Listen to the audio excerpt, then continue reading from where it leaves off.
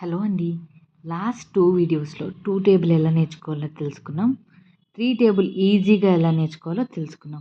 ఇప్పుడు 4 టేబుల్ ఎలా నేర్చుకోవాలో తెలుసుకుందాం. మీరు కానీ ఆ 2 టేబుల్, 3 టేబుల్ ఈజియెస్ట్ వే తెలుసుకోవాలంటే ఫస్ట్ 2 లింక్స్ ఫస్ట్ 2 వీడియోస్ చూడండి.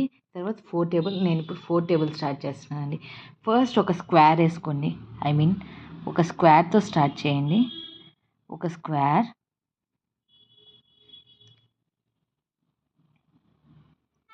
కింద ఇంకో స్క్వేర్ వేసుకోండి.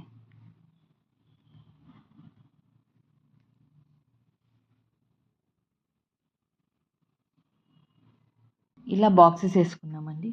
ఫస్ట్ లైన్ జీరోస్తో స్టార్ట్ చేయండి. సెకండ్ లైన్ వన్స్తో స్టార్ట్ చేయండి.